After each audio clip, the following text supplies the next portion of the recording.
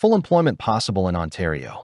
The truth is Ontario has plenty of work, but no easy way for workers to exchange work for work. Workers have had to use the services of an employer, but employment is hard to come by. Employers see employees as an expense. An employer will as likely try and reduce employment as create it. Only one group creates work, and that is workers. A labor exchange does not create work. It eliminates risk for those who do the work. When a person sees a job that needs doing, he or she does it. There is no risk to the worker because the exchange always ensures work done is paid for. Exchanges remove the risk they will be exploited that has, prior to this, prevented workers from working to the best of their ability. Labor exchanges underwrite the work of labor to ensure every worker is paid a living wage. Work is value added to assets through the addition of labor.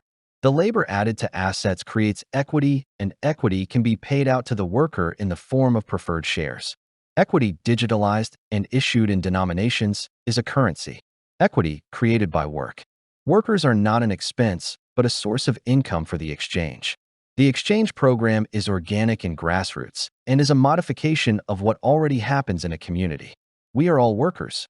We all help friends and family, and in turn they help us. This informal exchange of labor creates value. But such informal exchanges represent a level of risk, as we do not know if, after we help others, we will be helped in return. Labor exchanges eliminate risk and make it possible to work without risk accruing to either buyer or seller. Work creates specialization, and specialization is what produces economic development and progress. The exchange program permits housewives and students to be paid for the work they do. Housewives represent a perfect way to start the program.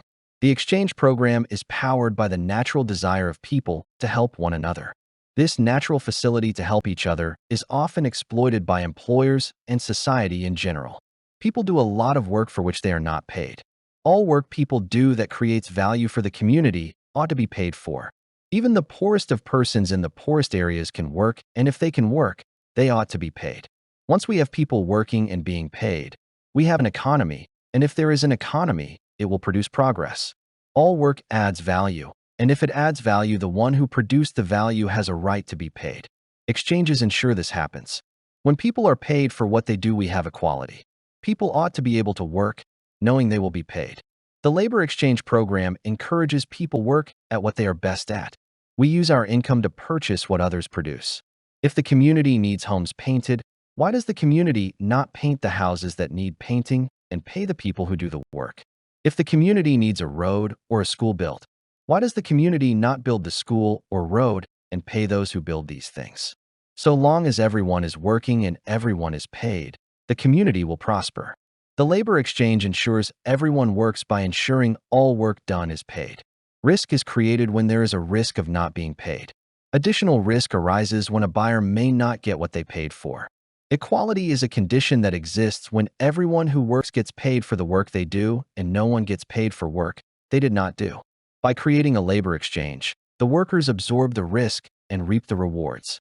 The workers form the middle class and, in a real sense, the community.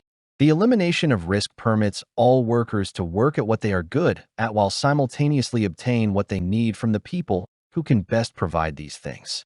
This increases the middle class and increases the prosperity of the community. When risk from work, everyone is paid for the work they do and are free to work to pay for the things they get. There is no risk for the individual, and so everyone works and everyone is paid for the work they do. This produces the most benefits for the most people, and this is the way to make Ontario prosper.